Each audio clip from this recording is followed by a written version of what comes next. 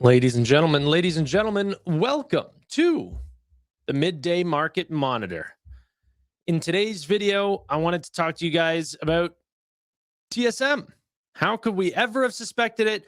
They improved, and they said there's surging AI chip demand, and that they improved guidance. They improved their amount of capital expenditures to build out more facilities because they're saying, Nvidia and not just Nvidia, but all of the chip companies are seeing elevated demand. How could we ever have suspected it? How? Who could have seen it coming? Nvidia. Stock is up 2.8%. We're at 188. It obviously is going to move a little bit more on their own earnings, but this doesn't hurt either. Okay. Let's go in a little bit more into their earnings. TSM ended up seeing $33.7 billion of sales versus 31.3 expected. EPS ended up beating as well, $3.14 versus $2.79 expected. Gross margins improved. Like I said, net income improved. AI revenue was a massive contributor, and then guidance also was higher than expected, $2 billion more than expected, 4% more on the gross margin was also expected. TSM looks like an absolute killer business right here. And who could have seen it coming? $1.8 trillion business, $346 per share. Over the last year, you'd be up 58% betting on TSM. Tanner, what are you doing with BMNR? Guys, you guys want to hear something? I actually don't hate this. I don't believe any of these comments like Mr. Beast is Satan or anything like this. I actually think he's a really good guy. I don't see anything to point me into the direction that he's a bad person. Gives a lot to charity, works very hard, hires a lot of people, offers a lot of jobs. Seems like a net positive person to society. He's by far the number one creator in the world, roughly has about 1 billion followers across all the different platforms. A lot of people go on to YouTube and they look at Mr. Beast, but you need to look at Mr. Beast in Japanese and Mr. Beast in Espanol and Mr. Beast in all of these different things to find an additional hundreds of millions of followers. He's the fastest growing and I think the largest creator on TikTok as well. So a lot of people look at him as just a YouTuber, but really, whenever you look at at least what I'm focused on are the businesses that he's started underneath that as a 26-year-old kid or something like this. He's 26, 27. I think that there's a few talents.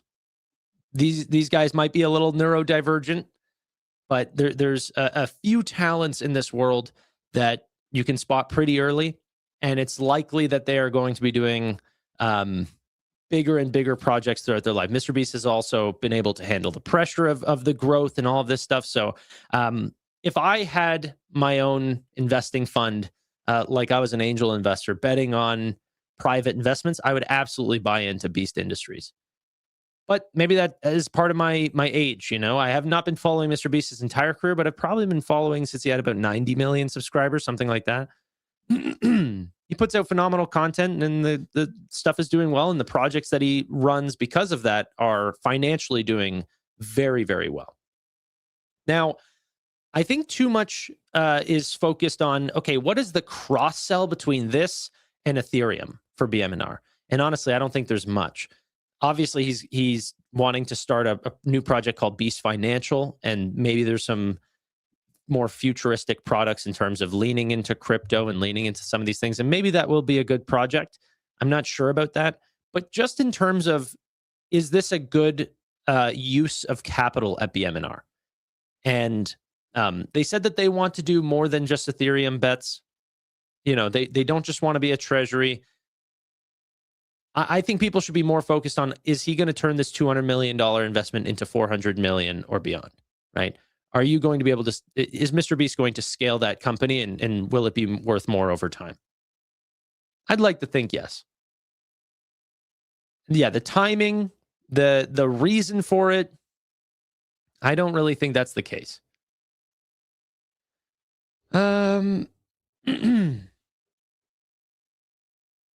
Okay. Apparently, he doesn't make much profit, though. According to him, he invests the money back into the company. Yeah, but like, look at Amazon. That's exactly what Amazon does, and they're one of the biggest companies in the world. He invests not just because he wants to, have a bigger studio or something like this. It brings in bigger and bigger audiences, and this is the same thing. I think a lot of people just look at him as a YouTuber. That's where he started, right? But I think if Mr. Beast created his own platform, his own distribution, stuff like this, those would become incredibly popular. His X account, his Instagram, his TikTok, his YouTube, he's just captured people's audiences. That's the part that I, really care about. Is this a thesis breaker? No, I don't think so. Like, I like this bet a lot more than I like the Orbs bet. We knew for a long time that he'd be interested in making moonshot bets. So if it was anything else, if this was a creator I didn't know about and stuff like this might have pissed me off a lot more than this did. But because I would have liked to have bet on Mr. Beast in general, like I think that we really are living on the shoulders of giants, and Mr. Beast or Jimmy Donaldson, I think, is one of those giants. Like he gives me that Elon Musk, forever entrepreneur, stuff like this. A bunch of people that's saying he's the spawn of Satan or something like this. Like, no one's saying a single thing to back that up to even remotely make me think that he's a bad guy. Oh, you tell me how much you've donated to charity, and then you ask Mr. Beast how much he's donated. Like, look internally.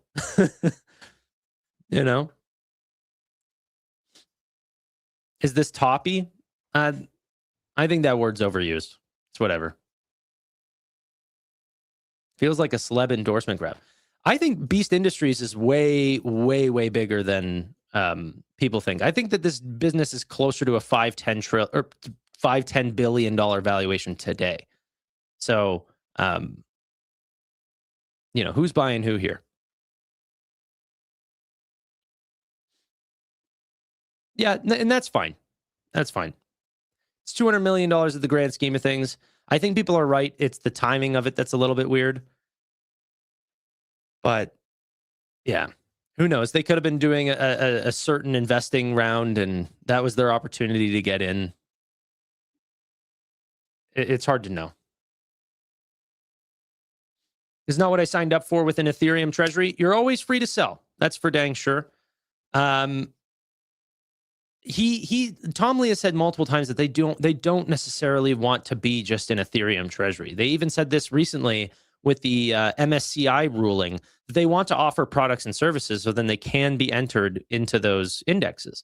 That they don't just want to be, holding this type of product alone. The actual shareholder meeting is going to be at 3 to 6 p.m. Eastern Standard Time, 12 to 3 Pacific Standard Time. But yeah.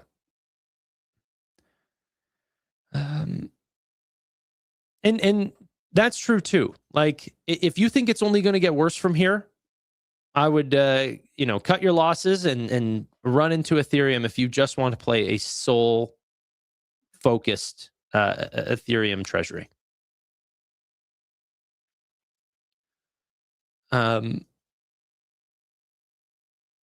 Okay. I've never watched a Mr. Beast thing. Yeah, but then that's why it's going to be hard to,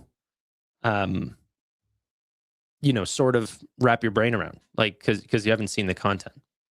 But now, if you're still interested in BMNR, you have something to sort of to look forward to, I guess. One of the interesting things is like the Prime Video stuff that he's been getting into with Beast Games, and then season 2 and season 3 is already announced.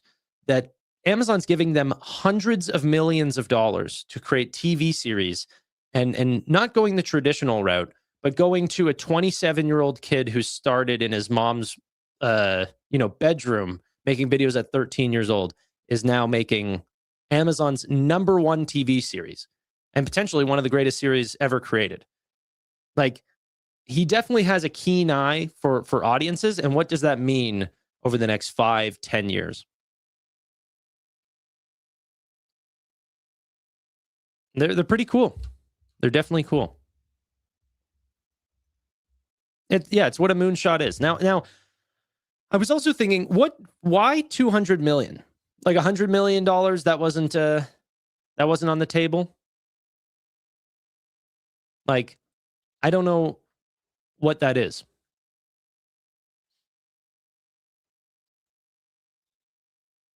YouTubers are the worst. Yeah, I don't know how you lump together that many people into one thing. Especially him. Like what I also like about his business is it's gone so much bigger than his own character. There's other people that are a part of this business. He has other businesses like Feastables and potentially Beast Financial and these other things. He has an animation, studio that's being started. So even in an AI era or something like this, I honestly think just the audience capture that Mr. Beast has created is so much bigger than just YouTube or something like that.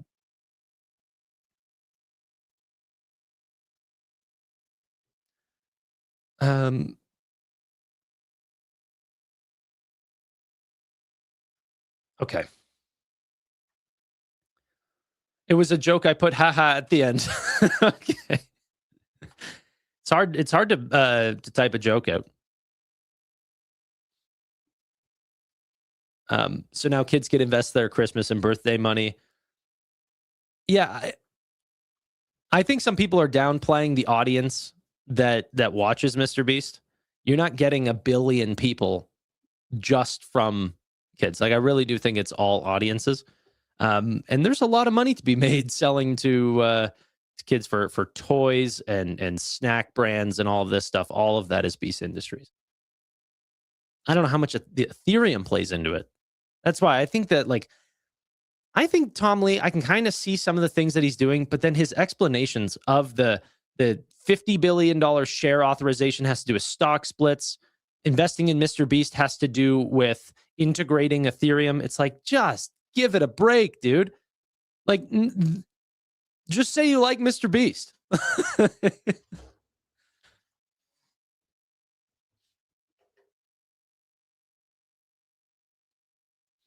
I don't know. Wasn't Rogan's Spotify deal 200 million? Yeah, but I don't think that they got, that was just, you're right, but a little different. This is actually buying equity in Mr. Beast company.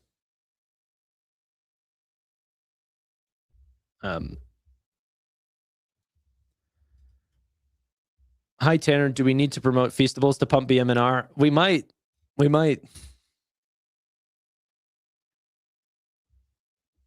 Beast Financial will beat SoFi. I think I will be streaming Tom Lee's thing. It's a 3-hour live stream. That's the only thing that's killing me here, is a lot of it's going to just be so unbelievably boring. But I also know it's not going to be on YouTube. So maybe I just vote, or maybe I just read a comment about voting. Maybe I just go live, and then I can also just do a little bit of work while watching. And then if anyone wants to watch on YouTube, then we can watch together. But it's going to be boring at times, and I wouldn't necessarily say go get some popcorn and sit down and enjoy a shareholder annual meeting with a bunch of lawyers, and it's going to be boring at times.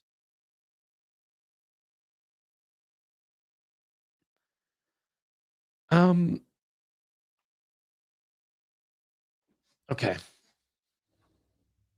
Are you invested in BMNR? I am. Okay. Let's continue on. So we talked about TSM. Amazing company. They are essentially their capital expenditures, by the way, now expecting to skyrocket in 2026, all for the hopes of more chips. I thought I saved this, though. Where the heck is the thing? Okay. But it's all going to be going towards more chips, especially AI focused, for which NVIDIA is going to play a large part. But look at that. Capital expenditures bumping. So yes, I'm a very, very happy NVIDIA shareholder. Don't call it a comeback whenever NVIDIA jumps back up above 200 or potentially even 250 is my goal for 2026 to get above that to beat Stephen Fiorillo. It's got to break above 250 at any point. We will see. Beastmine Emergent Technologies, yeah. But yeah. Okay. That said, Meta as well, up 1% today. So getting its butt kicked, but this is why I said I don't know exactly when to invest in this company. I bought a little yesterday.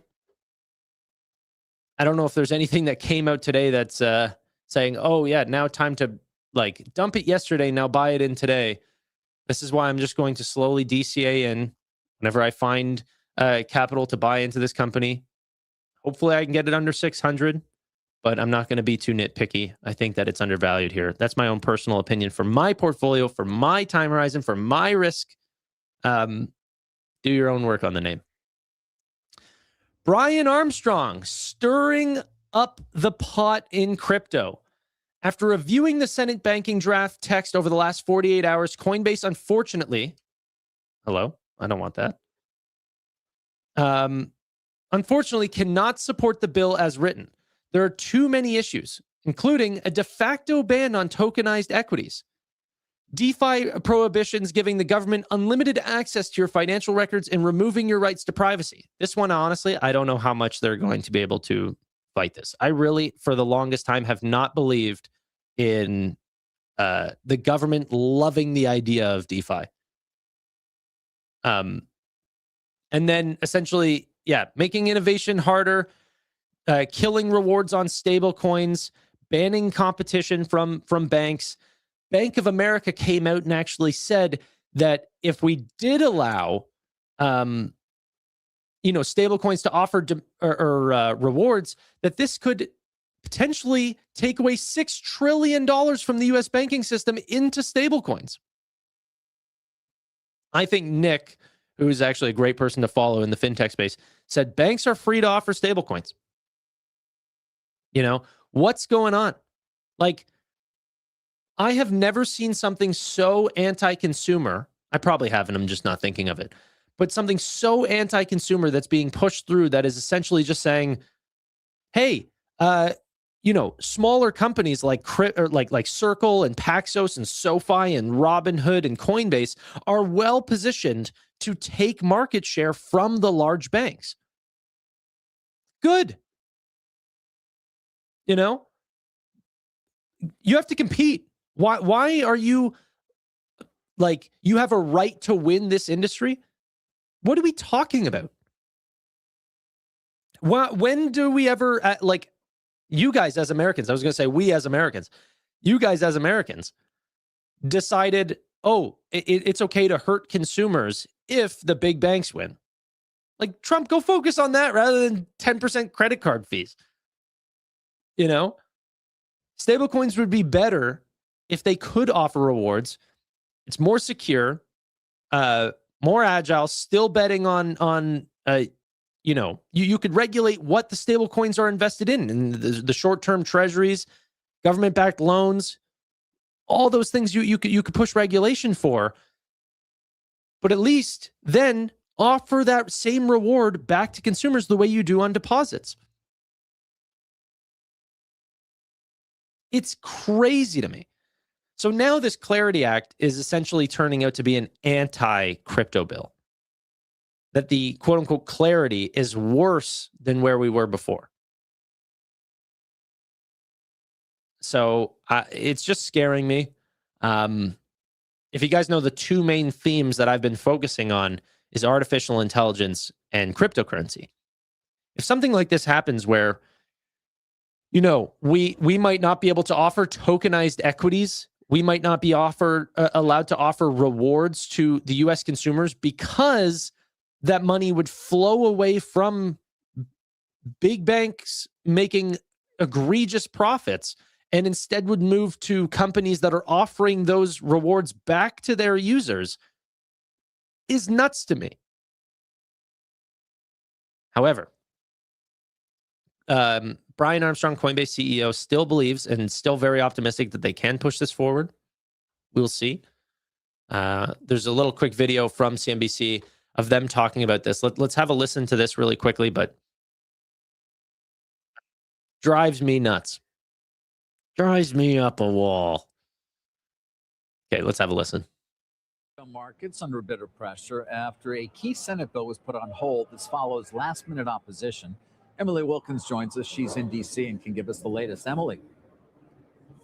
Hey, David. Well, look, today was supposed to be this first vote on this major bill, would have finally provided some of this regulatory guidance that the crypto industry has asked for again and again. Now, we don't know at this point when or even if this vote is going to happen.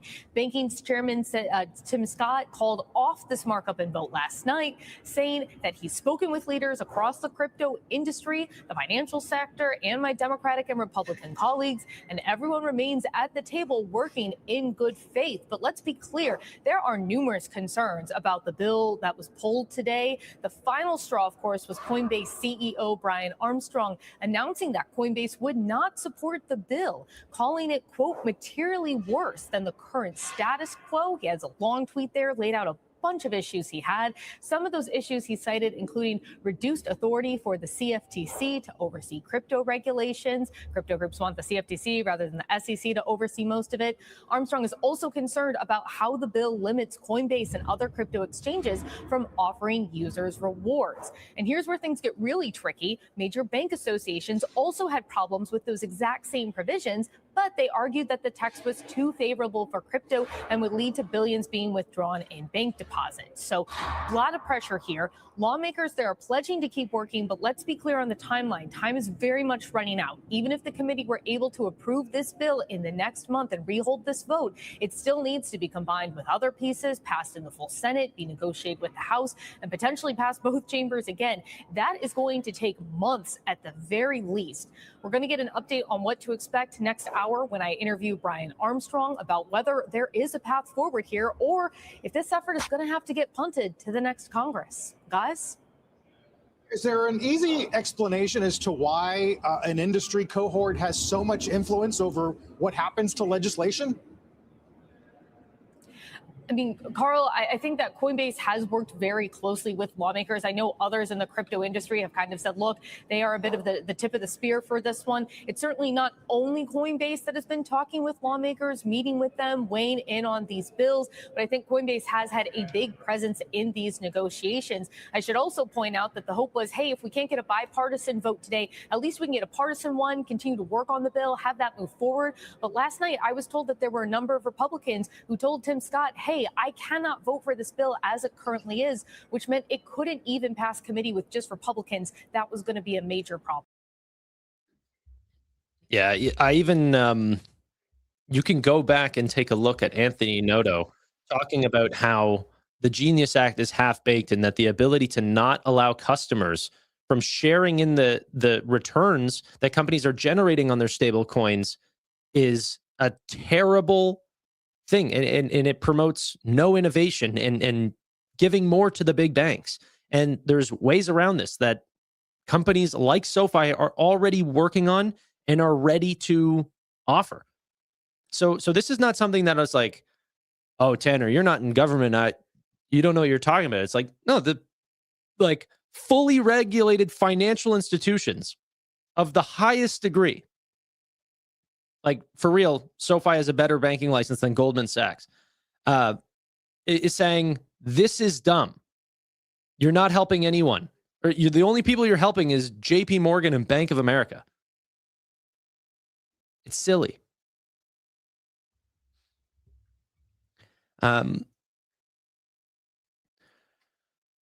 Okay. At what point is it safe to sell weeklies and biweeklies on Nvidia? I don't want to get caught with my pants down. That's a good question. I'm not sure. I'll probably do it past 200.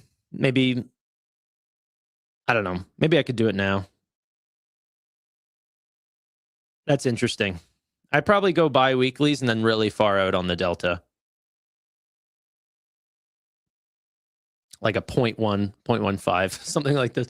TJ, I saw him in chat before. He just went, oh. he just went in chat going, just flip his table. No, but I'm just, I like to be more careful. Yeah. When are we selling covered calls on ASML? Well, I got to buy it first. Do you agree with Coinbase or the bill? Coinbase. I'm curious when Coinbase has like, I like those institutions. I like Coinbase. I feel like they're for the people. You know? Yep. 0.1 to 0.15 deltas. I'm a weenie too. Yeah, because I feel like the real dollars is in me owning the shares. Okay. You missed it going sideways for a month. Hindsight's 2020. I'd be a lot better investor if I could look back on a month before I make my trades. You know? It's so easy to talk crap on the internet where it's like, oh, you didn't see that company go up 40% in a month? Yeah, no, I didn't. And that's okay.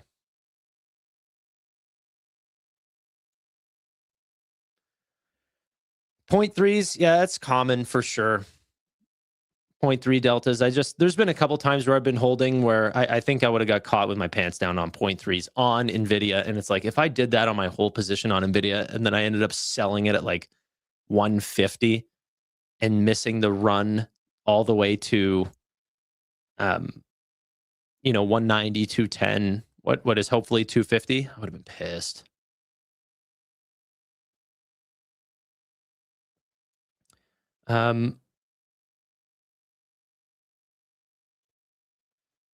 I heard from Amit that he's for this bill. Let's see. I've not seen what Vlad Tenev had to say about this bill.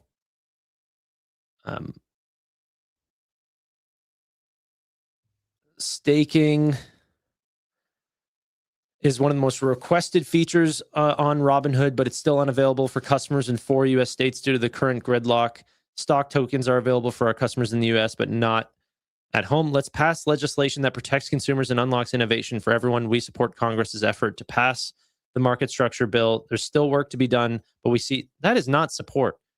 He's saying, like, tokenized stocks is what could potentially be lost if this bill goes through.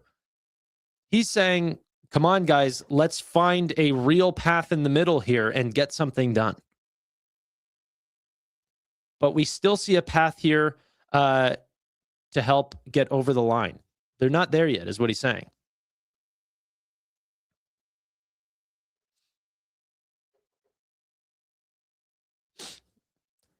Amit's not for it. Dude, it's simply bad. Okay.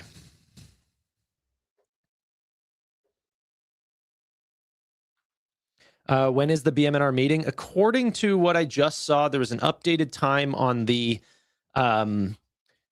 website now. So now it's going to be at 4:30 p.m. Eastern Standard Time. It'll be broadcast on X and here on YouTube. I'm going to be doing the live stream. So look out for that. Okay.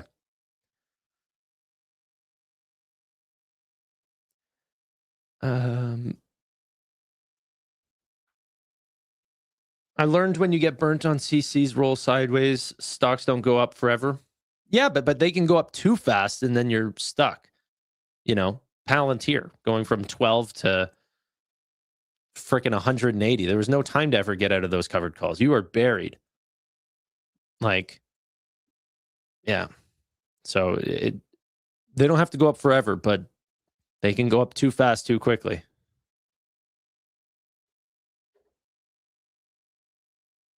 $4.30. What the heck? Mr. Beast, what the heck? Yeah, Sam Altman's expected to be there. crazy reports are coming out from OpenAI right now. I just saw a report saying that they are seeking U.S. suppliers for planned robotics and AI device pushes. Okay. And then there was another article that came out talking about how they just invested in a company. And this is fully confirmed. They ended up publishing this from their OpenAI newsletter or newsroom thing. How they just invested in a company called Merge Labs. They didn't buy this business. They are participating in the seed round for Merge Labs, a new research lab focused on brain-computer interfaces, also known as BCIs. It's a scary world we live in.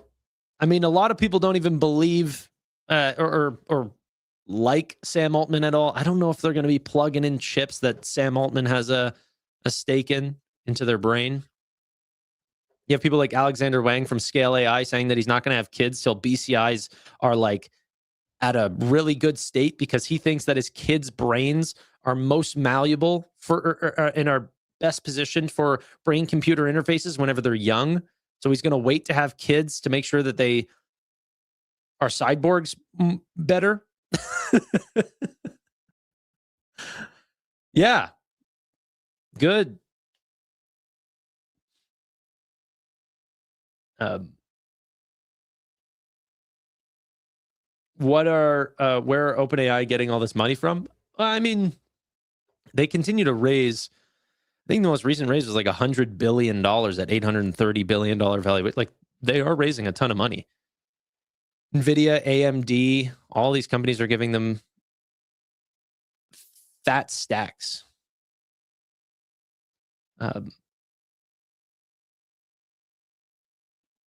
Does Mr. Beast look like Mr. Claw in Inspector Gadget? You're aging yourself. I have no clue. I don't think I've ever seen Mr. Gadget. I know him with the top hat and the trench coat and everything. I don't know what Mr. Claw is.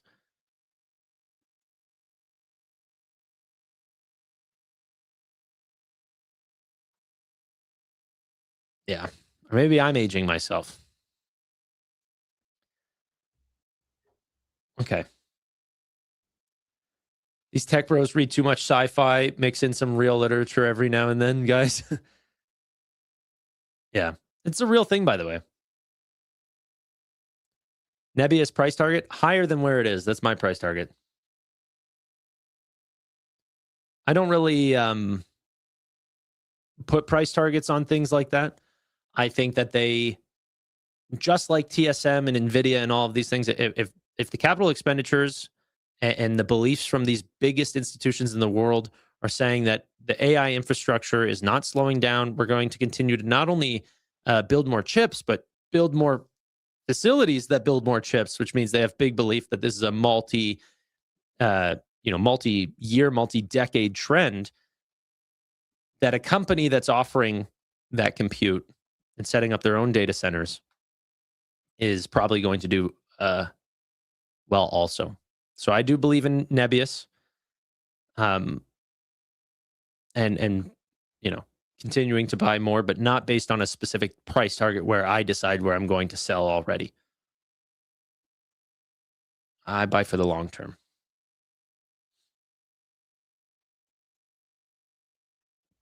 Yeah, I saw this from Galaxy Digital. Very cool. Very, very cool. I was also speaking with Devin Ryan. He's extremely bullish on this name. He has some crazy price target. I could bring up his report, but I think it's like twice as high as where we are. I think he has like 100% upside on this name for the year. I think his price target is like $80 or something. I'll double check, but yeah. Right now, stock's up 14%, $32.15.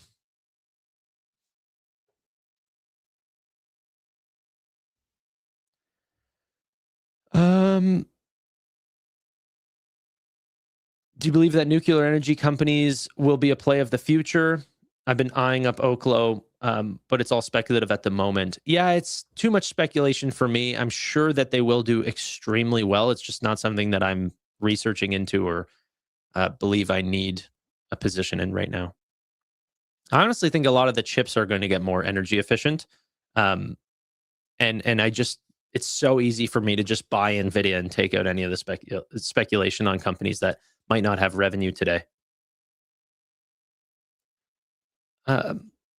Yeah, Silly Bunt, thank you so much for the donation, becoming a member, whatever.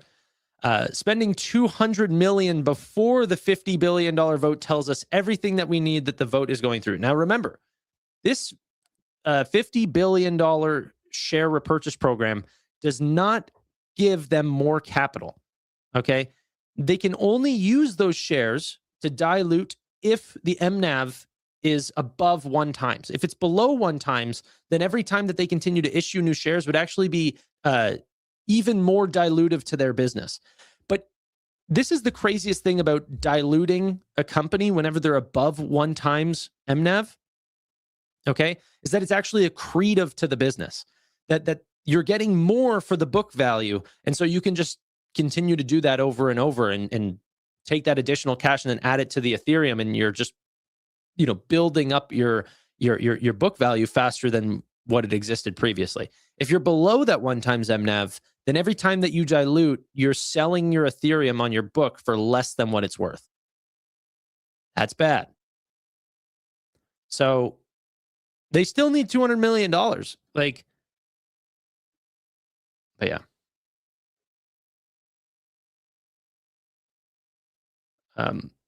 Why aren't you high on the BMNR Orbs moonshot? One, it's 1/10 the size of the Mr. Beast moonshot. It's like $23 million, something like this. And I think the original investment was $8 million. Okay. So it was extremely small. And then 2, I don't really care about WorldCoin. I'm not going to put my iris into one of those little things to have proof of human. I just don't believe in it. But it was an $8 million, bet. Like, whatever. I think the only reason why Mr. Beast thing is getting so, like, everyone's getting worked up about it is the size of it is not like a moonshot speculative project. It's like a huge bet. You know, how much money did they even invest in Ethereum last week? It wasn't 200 million. You know, I think the last raise over the last like 3 weeks was just around 200 million for the last 3 weeks. Noto just tweeted about digital assets.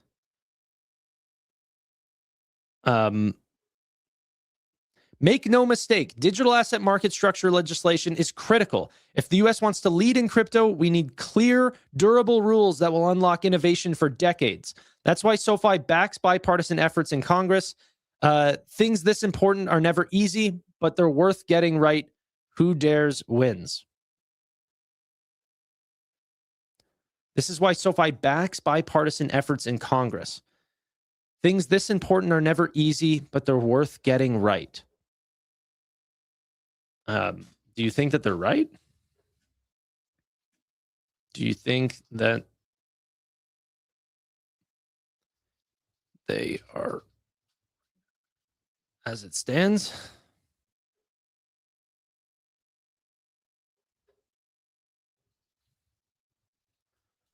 Position.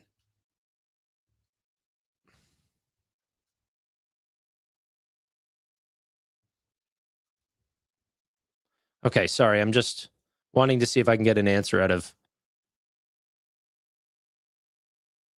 Anthony Noto.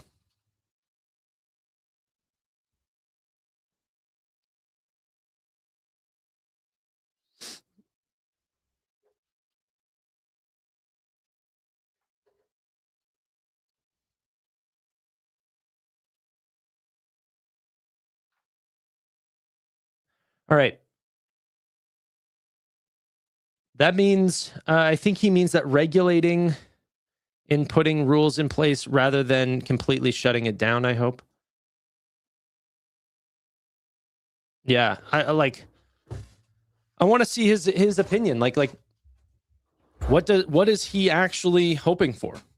Because if they do need to meet in the middle, and like obviously the crypto companies are not going to get everything that they want, what's the right thing? Because honestly, I don't think that the bipartisan,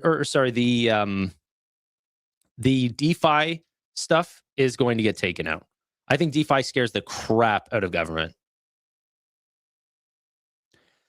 BMNR just bought 24,000 more Ethereum, $80 million. Just announced from Look On Chain. 24,000, $80 million more in Ethereum. Also, we were talking about eToro the other day. It's kind of interesting. And I didn't realize the day before they had done a layoff, 7% of their workforce. This is why we continue to look into their business, because something like this can be written by, you know, some small article that just passes you by and you don't really realize. But no, I ended up finding this. So look at this. As part of eToro's maturation process, it is important for us to ensure that our organizational structure is aligned with the needs of the business and supports our long-term growth strategy. Thus, we have taken the decision to cut our global workforce by about 7%. This is not an easy decision, as we're committed to do everything we can to support the employees affected by this move. But sometimes it is more difficult to make such decisions when the company is in good shape. But this is also the time when it's needed most. The measures we are taking from a position of strength will enable us to concentrate our technologies and opportunities that will shape our future. Do you believe him? Do you believe him? I don't know. Like, is that sort of like saying, hey guys, we have a lot of people that are just doing manual work, and we have a bunch of people that are doing manual work, and now we have AI, so we're still doing well, but we want to do better, and those jobs are not needed.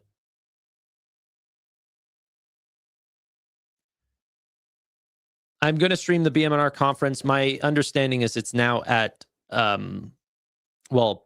Eastern Standard Time, 4:30, Pacific Standard Time, 1:30, I think is when it starts.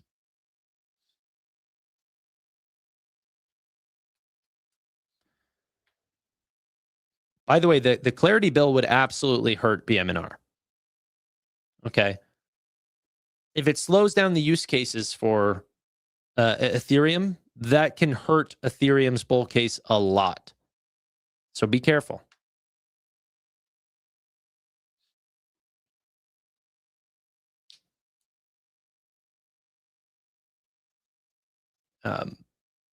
I strongly disagree on that statement that the bill would kill BMNR. Well, I don't think it would kill, like the word kill is oversimplified. The idea that the government would essentially stop or extremely hamper stablecoin adoption and tokenized equities are some of the largest use cases for crypto today. Okay. So, yeah. It's still bits of a problem. I'm down so much in BMNU puts. Should I buy them out? I'm not sure. Banks won't use Ethereum unless it gets regulated. Clarity Act is necessary. A lot of banks are using Ethereum today, including JP Morgan.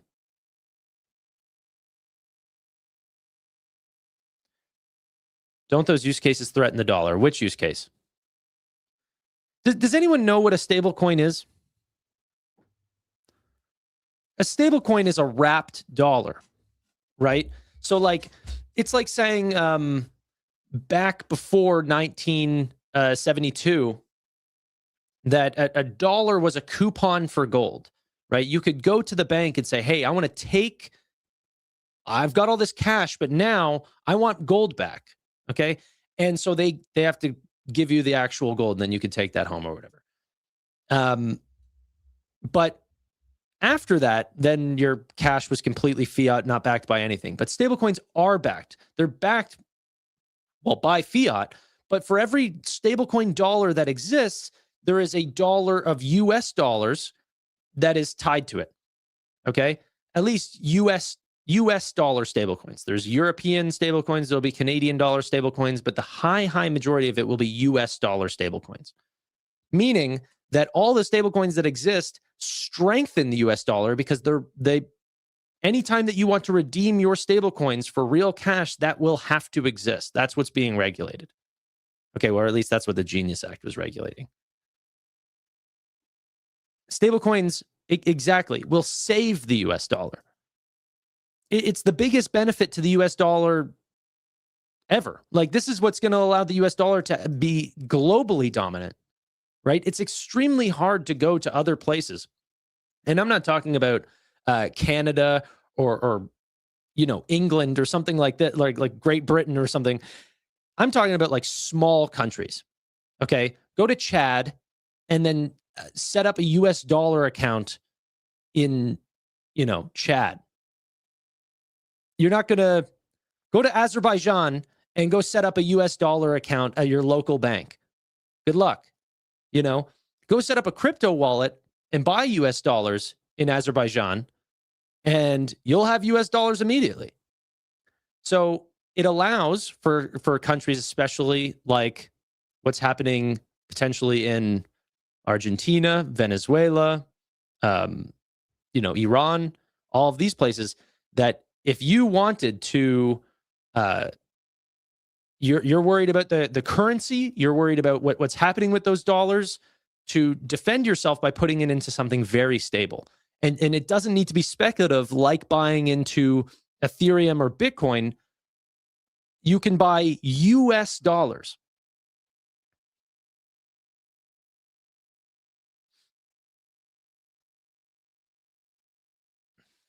Chad's a country.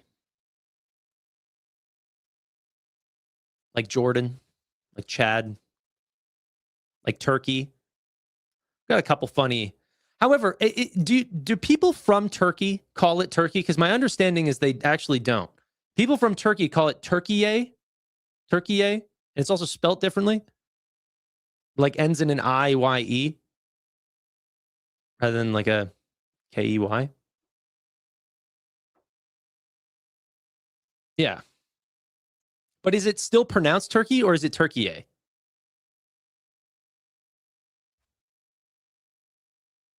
Did I get it right?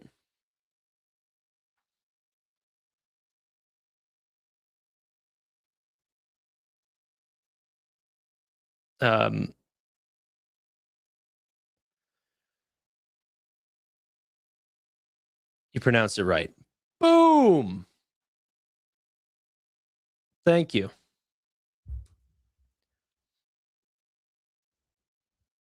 It's really hard to track paper money, but digital is way easier to track. But I'm in anyway as a degen. Yeah.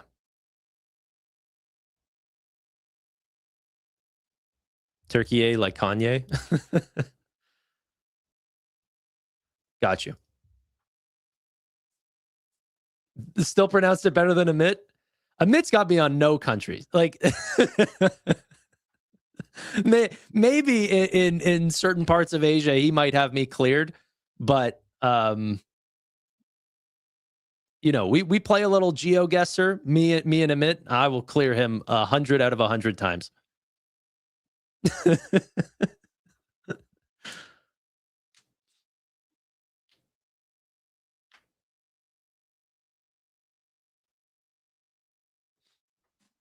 No, Amit's great, but pronounce Bangladesh. Bangladesh. Massachusetts. He says like Massachusetts or something like this.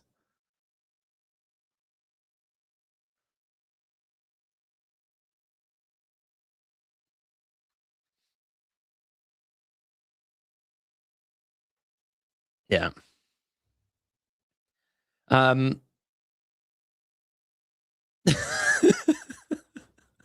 Okay, you guys are funny. Let's move on.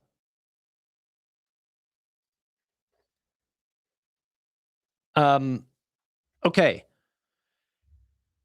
The AWS European Sovereign Cloud is now available.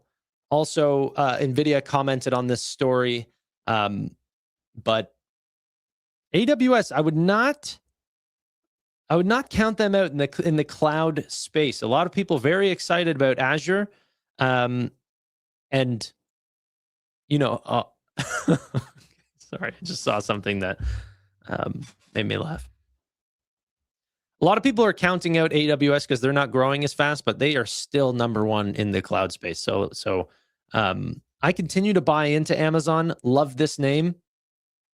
I think that they have one of the greatest moats whenever it comes to, e-commerce that just would be so hard to replicate now because they are actually doing the delivery services. They own the logistics part.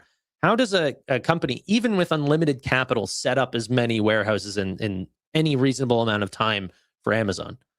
Like, yeah.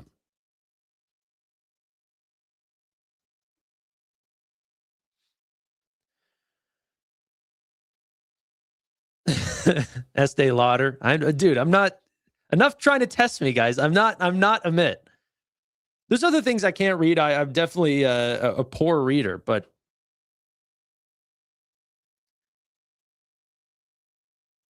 yeah. AWS is the go-to cloud for startups. I promise you, they're not at the size that they are just for startups. They are also being used by some of the biggest companies in the world. BlackRock CEO Larry Fink says, I do not believe there's an AI bubble by any imagination. Me holding Nvidia shares, just okay. If you say so. Okay. Chip companies are facing new tariffs. Let's see. Welcome back. Chip makers now facing new tariffs on some imports. Eamon Javers in D.C. with the story. Eamon. Hey there, Sarah. That's right. President Trump said yesterday he's imposing a new Section 232 tariff on semiconductor chips that are imported to the U.S. and then transshipped to other markets, citing a national security need to beef up the U.S. industrial base for those chips. The White House says it's setting up a two-phase process. The first is that semiconductors that are imported into the U.S. but are not used domestically will be subjected to a 25% tariff. President Trump described it as a win-win for the United States. So we're allowing them to do it, but the United States is getting 25% of the chips in terms of the dollar value, and I think it's a very good deal, great deal. They're taking billions of dollars, and they've done a fantastic job. But it's not the Blackwell or the Rubin. Now, in the second phase, the White House said the tariffs could broaden out. The White House says that after trade negotiations have concluded, broader tariffs on semiconductors could kick in at a rate they don't specify in the language here, but they describe as significant. They also raised the prospect of tariff offset program to enable companies that are investing in the United States semiconductor production supply chain to obtain preferential tariff treatment. We don't have all the details on what that might look like, Sarah. So some question marks here, but an effort by the administration to stop transshipment of chips, or at least to slow it down and get a tariff on it. Yeah, I think this has been, they've been talking about this for a while. Eamon also raises the question about a Taiwan trade deal. What's going on? That's one of the ones that has not been announced, any sort of framework. And I know Taiwan Semi has exemptions because they build in the United States, but it's a key question around all this. Yeah, lots of reports swirling around about that, Sarah, but I've been asking officials at USTR and here at the White House, whether or not we're close to a deal. No response from anybody on that. So we just don't know. I mean, and that's a big question, right? I mean, where is that going to land? And then how does that relate to, obviously, the tensions with China? That's all still hanging out there. So we're not done with the tariff story for this year. Not by any means, Eamon. You guys with the BMNR comments with Mr. Beast is too funny.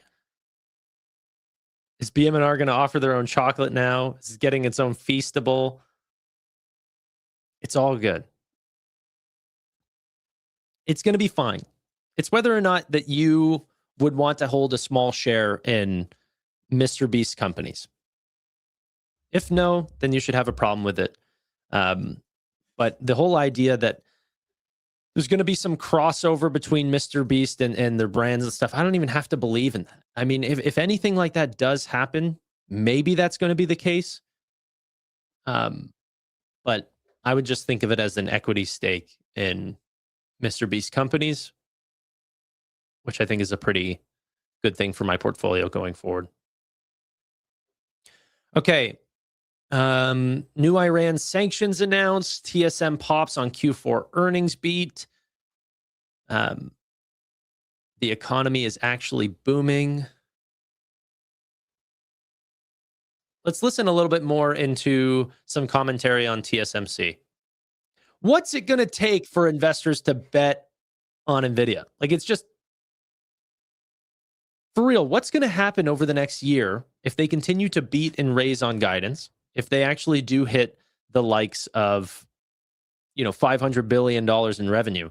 I know I keep harping on this, but if they can put up anywhere north of 60% growth at similar margins to what they've been doing, that is essentially a 60% increase in earnings per share. They're doing buybacks, total outstanding share counts are going down. Okay. If you have similar margins and 60% growth on revenue, that expands net income by roughly 60%. So you're having increased amount of revenue, you're having increased amount of earnings, less shares over time. What's that going to do to the forward PE if we end up putting another crazy year of growth in, and then what's guidance going to be? What if they end up putting up guidance for 2027 that's, potentially much better than what people are calling for, is eventually going to have to hit capacity and flatlining in growth? What if that doesn't happen? We're still going to pay 40 times sales for Nvidia. Actually, not 40 times, because if we see 4 quarters of this level of growth, it's 60+% growth, which is accelerating into next quarter to 65+%, 66%. This would massively cut down their PE ratio. Are we going to pay, commerce levels for retail company levels for the greatest chip company of all time? Are we going to pay tobacco level rates for a company like Nvidia? I'm not understanding.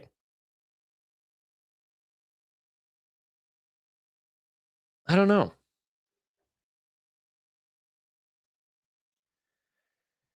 Okay. Nah, man, people rather buy Tesla whose sales are tanking hard. Well, I think that's sort of the thing is right now, sometimes markets are so excited about future products rather than just enjoying the products that are actually happening today. People are way too worried about Nvidia's future and not just seeing we are what you want to happen to Tesla's earnings is it's happening right now for Nvidia. There's no need to, pump up price to earnings and get excited about the next product. The catalyst is today.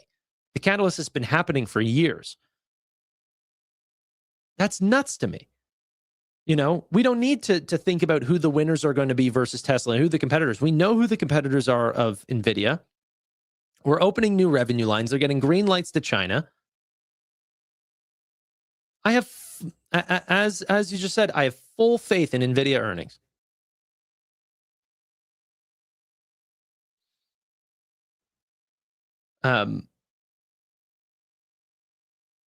Yeah. The buildup isn't slowing down, and the curve is probably later than. Yes, you're right. You're talking about the end of the S curve is later than what Wall Street thinks. I agree with you, and you see it through TSM. That gets the amount of vision that these companies need to have in their customers. TSM does not build new factories based on hopes and dreams. They based on orders and contracts. Okay.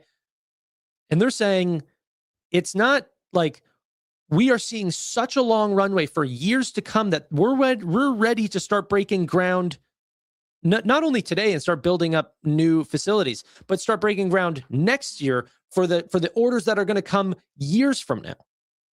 You need to pay off the billions and billions of dollars of capital expenditures over a long period of time in order to just make your money back. And they go, yes, that's the right decision that we have to make right now. Okay. There's absolutely, I think you meant to say hopium in Nvidia at all at these prices. Yeah, the bubble story is so like maybe more people need to go to CES. Maybe you guys need to read about some people that are using Claude right now. Like people are saying it's changing the entire game. You can ask for entire full apps to be built. And these are helping you and they're helping you build full on applications. It's nuts. SoFi needs to get into Beast Financial. What, like Galileo, you mean? Offer them card programs?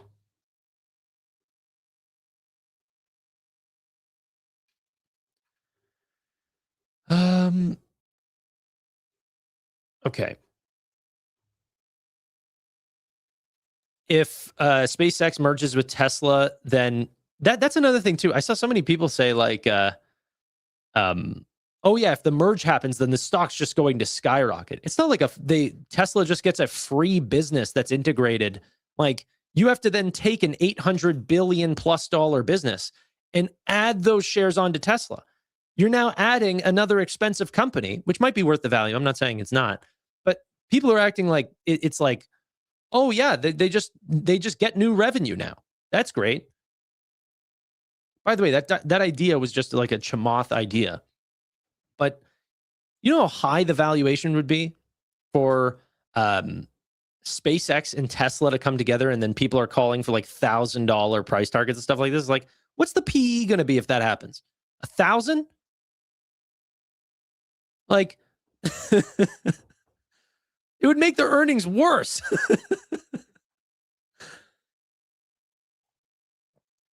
Oh my gosh. I'm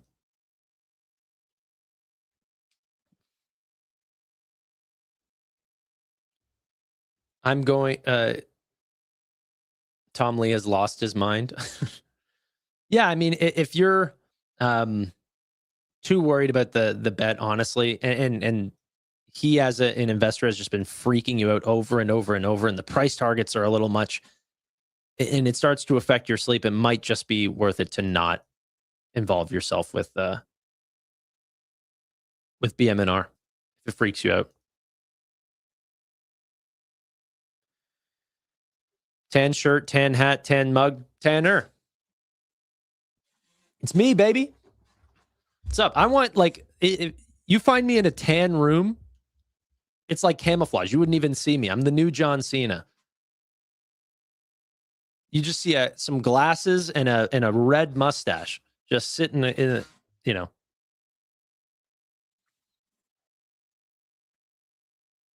Okay.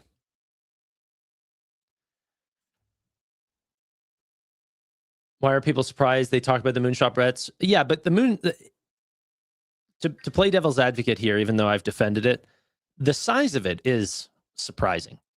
It's not a $20 million bet on Mr. Beast. It's not a $100 million bet. It's like 200. Where did you get this number from? 200 million?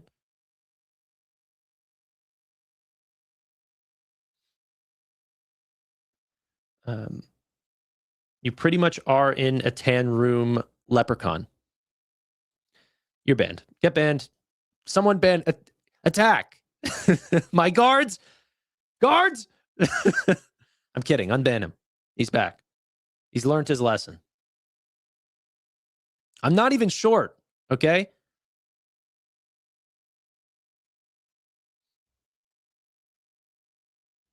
If it wasn't for all the accessories, Tanner would be invisible. Off with his head. What's the value of Mr. Beast Financial anyway? Well, that's not even it's not even a thing yet.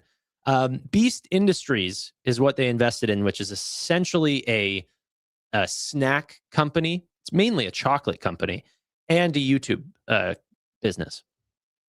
They get into toys and other snacks. I know they just did a partnership with Jack Link's, the jerky and pepperoni business and everything. So they have like Feastables and Jack Link products together. They have a chocolate milk service. They've got a Lunchly, which is like a what do you call it? Like Lunchable thing, competitor, like where they have chips and salsa and stuff. So they're a snack company and they're a YouTube product, and now they're talking about getting into a financial business, but we don't really know anything about that just yet. Beast Industries, which is the entire corporation, is expected to be valued right now at about $5 to $10 billion. I don't know at what valuation that Tom Lee got involved at, but yeah.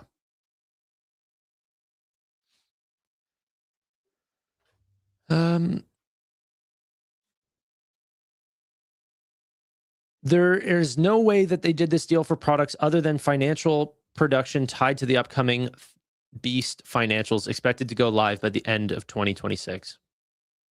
I mean, you're buying a whole lot of not a bank right now. To get access to a bank, you're getting like, I don't know. That's like saying, oh, I really like investing in debit card businesses, so I'm going to buy, United Airways. It's like, okay, well, there's like 100 people that have that debit card. Okay.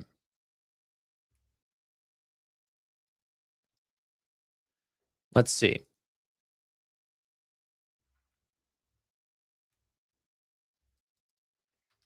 Now, what else is the world telling us about the markets today?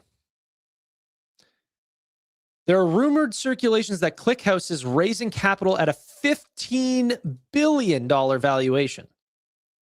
This is according to Sam Solid right now. That would put in Nebius' stake at roughly 28% of the company at $4 to $5 billion.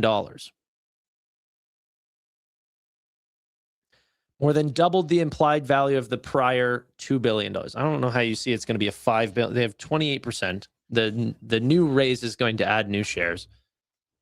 Yeah. Okay. But isn't that funny? A Nebius actually on my screen right now, 107. I still think it's cheap here, but it was harder to buy whenever this company was falling down to $70 a share. I think the lowest I actually got it at was 75.80 or something like that, 75.75, something like that. It was hard to buy, or at least could be hard to buy. I think whenever you look at the size of the deals, like that's not a company to go and look at the PE and go, oh, wow, that's a 127 PE. My bad on that. That's more of a business to say, okay, are they fully subscribed? Is the operating expenses coming down? Are there misuses of capital?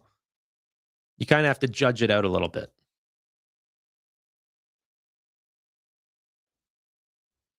Mr. Beats crypto coin on Ethereum. I sure hope Mr. Beats doesn't get into a crypto coin.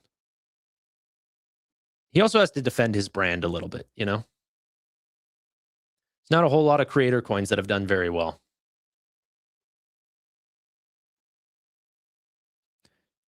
Did you see? No, I didn't. I didn't see Amazon's comment on that. Has there been a celebrity coin that wasn't a rug pull? Not that I can think of. No, I don't know.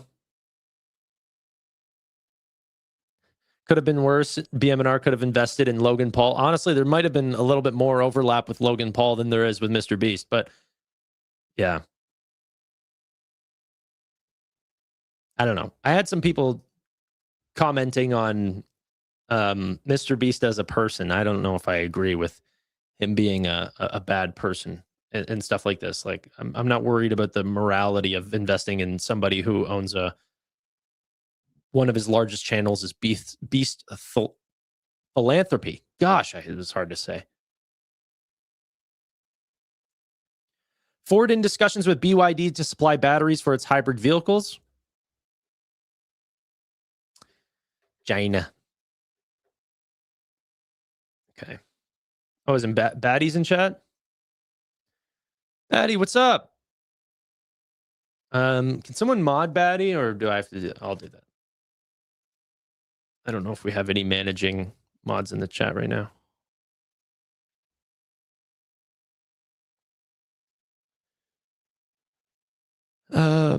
Mr. Beast cured blindness, top Chad. Yeah.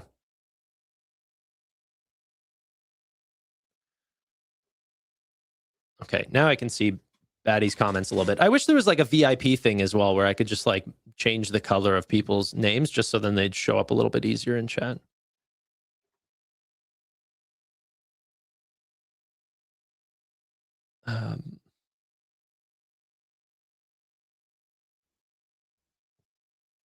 Tanner, what is your EPS estimate for when SoFi reaches 50 million members? I don't have an EPS estimate for when that happens yet. I'm not even really sure I have an EPS estimate for 2026. Like, I mean, I've got a basic one, but we're going to find out pretty quick that companies, especially financial ones, just like SoFi, have a lot of flexibility on, what they do with their business. So they can either choose to, go full into growth and end up hitting sort of like 55 cents of EPS and then just skyrocket in members and new product lines and everything like this. And that would still be an amazing year. Okay. EPS does not decide whether or not that they are going to have, a favorable year for investors, right? What I want to see is that unit economics could get better. Like we could see a massive improvement on gross margin, but then that not translate to net income, because what we end up seeing is just an insane amount of, new research and development, getting into small business, big business loans, stuff like this, that all those new revenue lines, whenever a financial company finds itself starting up new parts of their business, that affects margin, right? Usually those new lines end up not being profitable at first. And so whenever that does happen, that can suck. Or sorry, that can be good for revenue, but not for EPS. I shouldn't say suck. Sorry, I started reading this. Trump to lower tariffs to 15% on goods from Taiwan. Xi seeing that comment. Oh, God damn it. Let's surround them.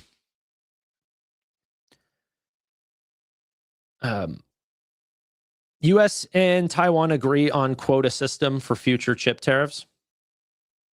I'm sure that's going to suck for Nvidia.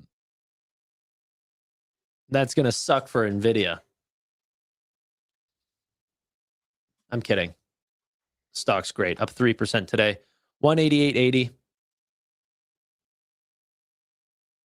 Yeah. I really do think and continue to believe that AI is going to be by far the biggest theme. Like, it is such a massive technological shift. And I think some people who have missed it continue to hope, like they literally wish that the market would collapse to say, I told you so, rather than just, potentially changing their mind on a future technology.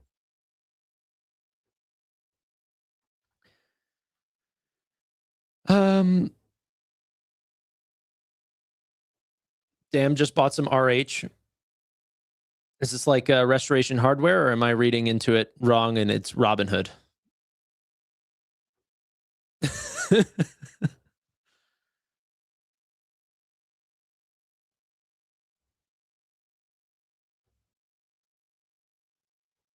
Hope is for beggars.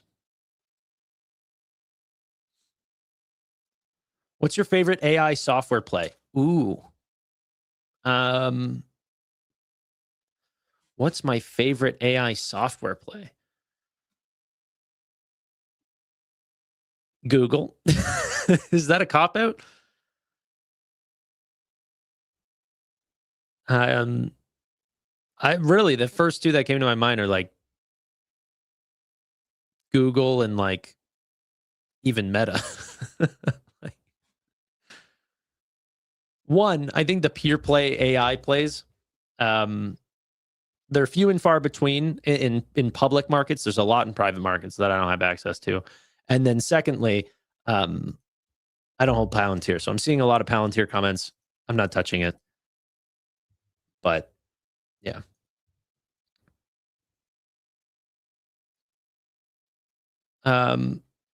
Tanner, pause the stream. I have to go drop the kids off at the pool. Okay, well, just use your phone. Like, I don't know.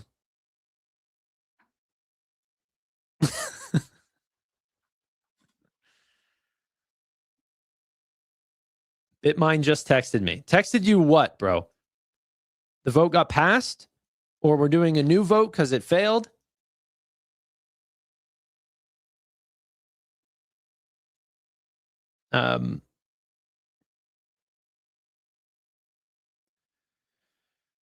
Roy just said Beast Industries just filed for a banking license last year. They're planning to pivot into financial services and DeFi, and likely to tokenization is going to be a large part of that. We don't know what role Ethereum plays. Well, I assume Ethereum plays a little bit of role into it if they just gave Mr. Beast $200 million. But yeah. Holy crap, you guys are blowing up my phone. Okay.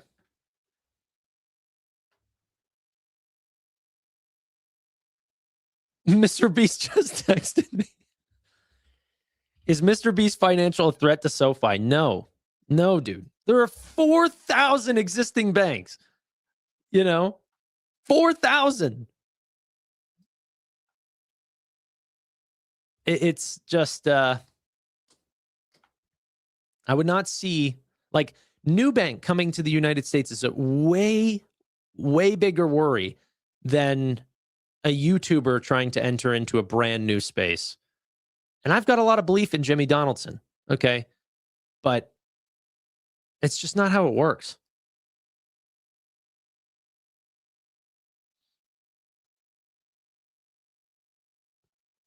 Mr. Beast is going to pump BMNR to children. I don't think so. I think Amit said something about that, how he's going to pump crypto and stuff. I would not believe it. I don't think that they are, I don't think he would threaten his brand. You have to realize this is the largest creator in the world, right?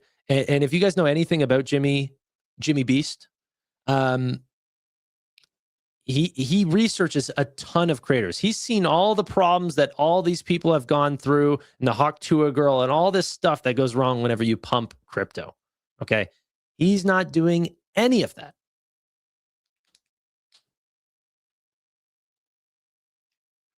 So I think that he probably integrates crypto into the bank and actually helps with the back end stuff, the way I think that every single bank and financial institution is going to do that.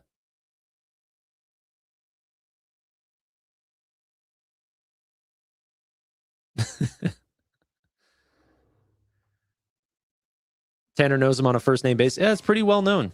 Jimmy Donaldson.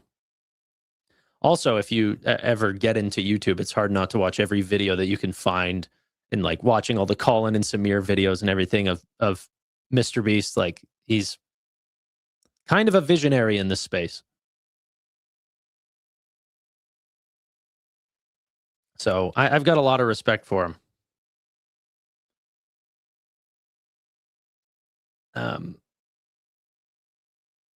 Mr. Beast City is in Toronto. Yeah, one of them is, I think, for Beast Games. It is true. I had a couple people that had worked on that set. Respect for brain rot. I don't like. You must be the guy that every day you're doing the non-brain rot things. Like, he's just making entertainment. Mr. Beast literally makes kids dumber. That's so not true. Yeah, okay. You go find the information on that. I'd love to see your study.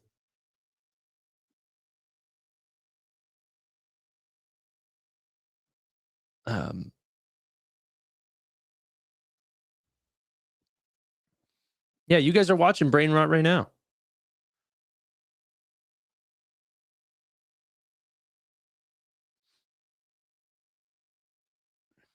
Okay. Mr. Beast, the financier. That's funny, guys.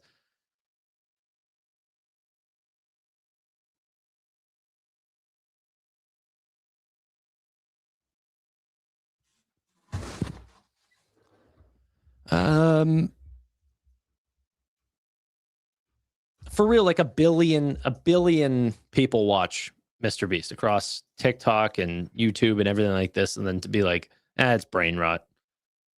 It's like he's got the biggest show on Amazon. He's just the most entertaining person right now. He captures audiences.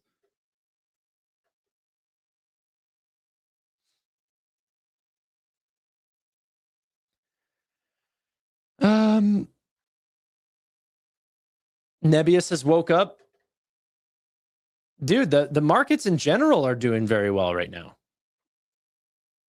NASDAQ's up 0.7%. S&P 500's up 0.57%. You know, quite similarly. We talked about crypto regulation being in limbo. Economies are actually booming right now. Let's have a listen to this video really quickly. This could be interesting from Richard Bernstein. Okay. Tech trade lifting the markets today, as we know. Joining us this morning is Richard Bernstein, CEO and CIO of Richard Bernstein Advisors. Richard, great to have you back. Good morning. Good morning, Carl. How are you? I'm good. What sounds like you are not all that sure we get back to target this year on inflation, and maybe the market's right and a more modest outlook for rate cuts? Well, I think let's go back to what Sarah was talking about a few minutes ago about how strong the economy is.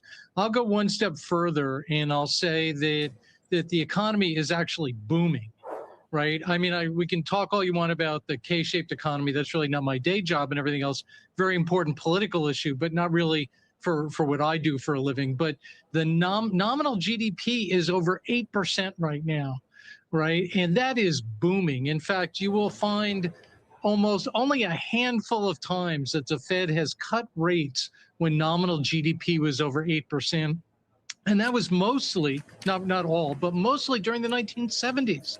So, you know, and we've never had a situation where nominal GDP is over 8% and the dollar's down more than 10% where the Fed's been cutting. That's, by our reckoning, that's never happened before. So this notion that the Fed is going to be able to cut or even should be able to cut, I think is kind of imprudent. Right. Great piece in the Journal today. Greg Gipp calling this an unprecedented effort to run the economy hot through fiscal measures, monetary policy, through credit. And his argument is, Richard, that probably likely to succeed. It's the longer term consequences that we might worry about later. Yeah, exactly. I think, Carl, you know, the idea that we can run nominal GDP hotter than it already is, and the 10-year will say around 415, 420, 425, I think, to speak bluntly for a second, I think that's kind of Looney Tunes. The 10-year tends to follow nominal GDP. So I'm not saying we should have an 8% 10-year. That's silly. But should we have 4.25? It probably should be higher than that if we're going to run a very hot economy. U.S. economy is not productive enough to offset, you know, 8+% nominal GDP without some inflation. So it sounds like your investment choices are going to lead you to areas, as you say, that are kind of boring, less dependent on liquidity. Yeah, exactly. Boring is beautiful is our theme for 2026. So things like dividends, which are, you know, yawn dividends, but dividends are short duration assets in the equity market, right? If you think rates are going up, dividends are short duration assets. Non-US, I mean, non-US to us looks exactly like the US did in 2010. For those of you who might remember, the United States handily outperformed the world in 2010, 2011, but nobody cared. The consensus back then was you had to invest outside the United States, and people missed the first 2, 3, 4, 5 years of the bull market. That's kind of what it's starting to look like outside the United States, where non-US outperformed so demonstrably last year and like nobody cares. I don't know. I'm challenging your bond call because, you know, we've been in this very tight range and we haven't broken out of 4.25. And there have been a lot of tests where we could have done that, whether it's good data, whether it's GDP continuing to be revised higher, geopolitical risk, concerns about Fed credibility. I mean, the range has survived all of those things. It has, and I think that presents the opportunity of what I'm saying here. That I think part of that has been that people have been very confident, I would argue overconfident, that the Fed would be able to lower rates in a non-inflationary environment. I think you're still seeing that. Not only do you see that in the 10-year, Sarah, but you see that in inflation expectations and the market-derived inflation expectations.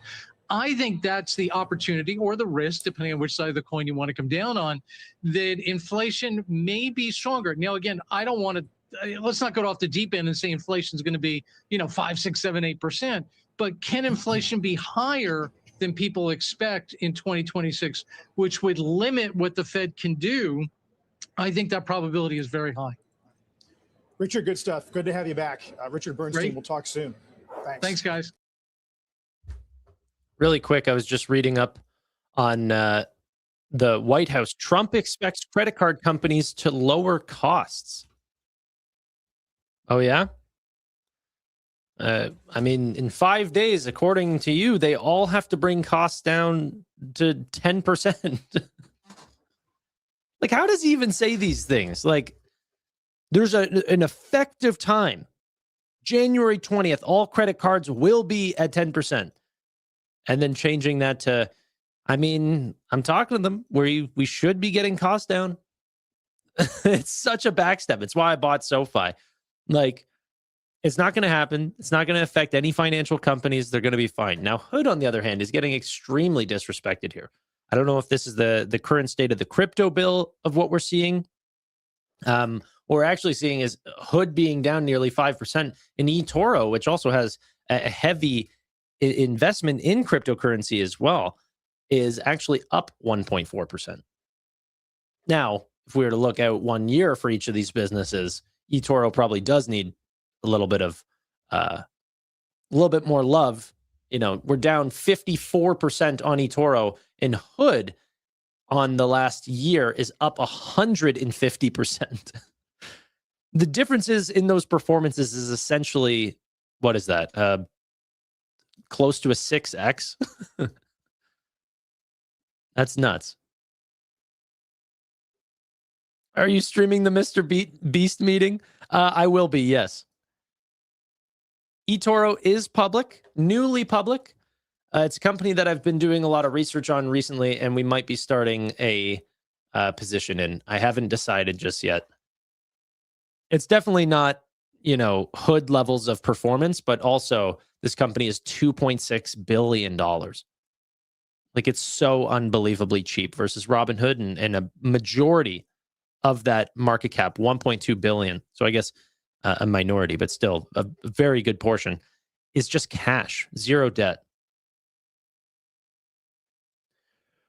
Revolut IPOing in 2026 would be amazing. Anthropic, Discord, some of these businesses would just be phenomenal.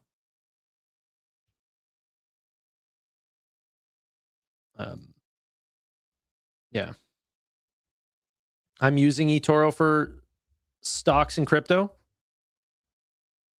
Any idea what's going on with Reddit? I actually haven't been, I own Reddit, and I've not been paying attention to what's going on with Reddit. Down 9%. What's happening with Reddit? Let's do a little looky-loo. No, I haven't seen anything on Reddit. I don't know why they would be down. Okay.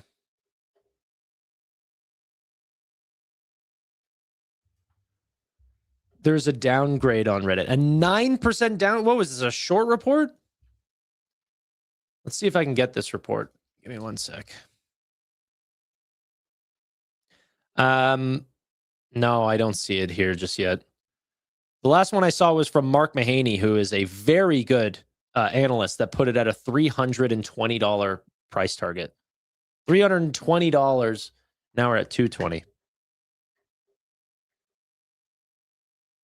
RBC analyst. Okay.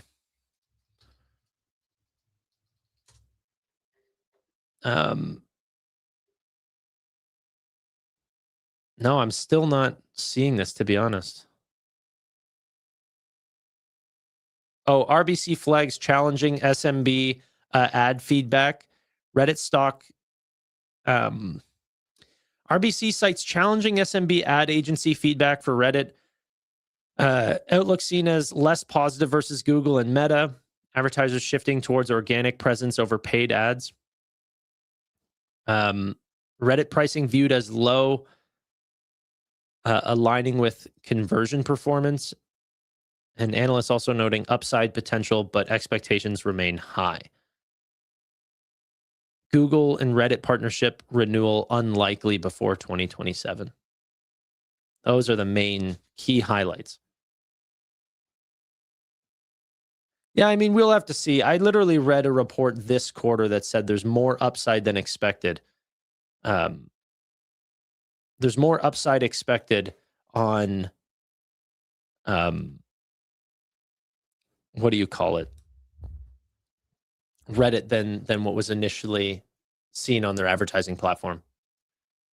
Down nearly 10%. I might need to nibble on this. This is ridiculous.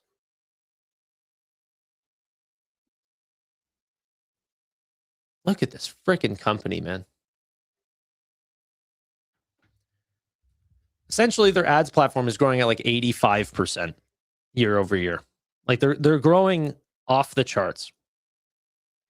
SoFi down hard. What's going on? Or is there some sort of reversal going on right now? Yeah, there is. Not down hard. We're only just breaking red here, but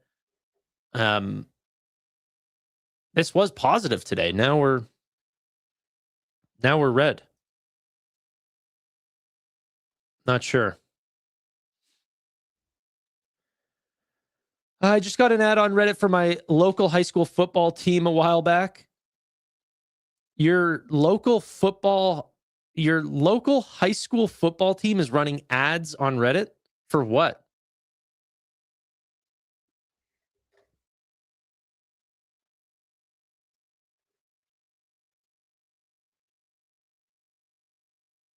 Yeah, the markets are just flushing out a little bit, eh? Look at this. Let's see. Let's check on ETH and Bitcoin. Hold on a sec. ETH 32, nearly 3,300. Bitcoin also seeing a little bit of a drop, 95,400. Markets didn't like the Mr. Beast news. Yeah, that's funny. Yeah.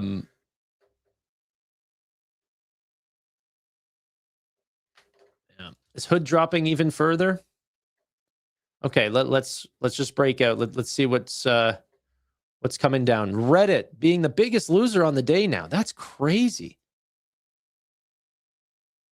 White fiber, VIX also being down, starting to spike up now. Grab down 6% now, $4.35. Circle, One Stop Systems down 5.3%. Still fine if you've invested just recently. You're still up 65% on the month. Let's go away from this really quick. I'll just look at the day. Robinhood down 5%. Sezzle down 5%. Wix, Navan, Open Door, Klaviyo, Toast, all down roughly 4%. FG Nexus, Pagaya. Where's Coinbase? I just saw Coinbase. 3.5% down. Tesla unveiled that they're now in full production with their new lithium refinery plant. Lithium America down 3%. Zeta down 2.8%, sinking right now. Is this because the ads platform as well? I wonder if just like ad names are also taking a hit. TTD, no. App, maybe a little bit. Amazon, where's Amazon at? 237.54 on Amazon, still up. Google, down 1%. Meta, up 0.72, but starting to sink just recently. Man, I think I'm just going to sign off from my brokerage for 2026. What are you talking about? 2026 has been phenomenal. It's a little red, a little bump.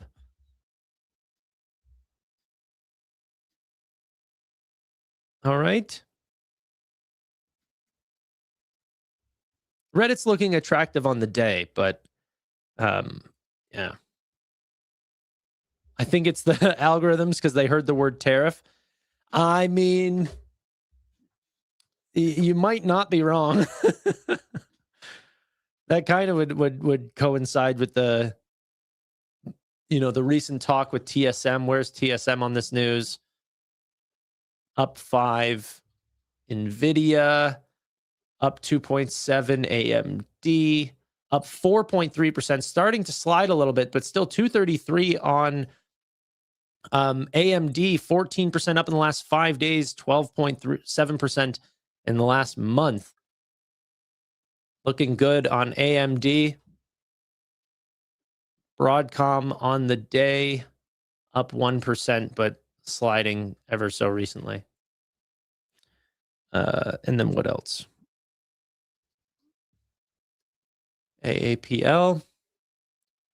Little Apple down.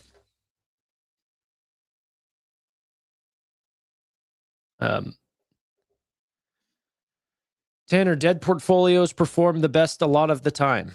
Yes.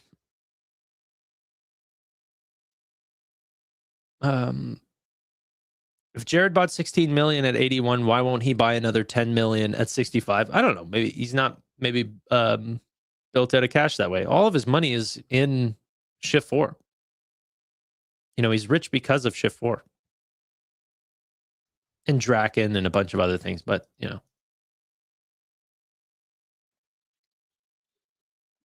Okay. I'm up a really good chunk in 2026. Yeah, I know. A lot of people are. It's been an amazing start to the year. Christmas came late this year. Hood's still taking a beating. Oh, yeah. Yeah, that's a sink. Okay. Ladies and gentlemen, let me just double check when the timing of this BMNR report is. It's at 4:30, okay? The live broadcast for BMNR's thing is at 4:30 p.m. Eastern Standard Time, okay? Or 1:30 p.m. Pacific Standard Time. If you're Mountain or Central or any of these other places, you're abroad, you're across the pond, whatever, adjust your time accordingly. I will be live at 4:30 p.m. Eastern Standard Time. Thank you all so much for watching. I really do appreciate your time. I really do. But until next time, bye for now.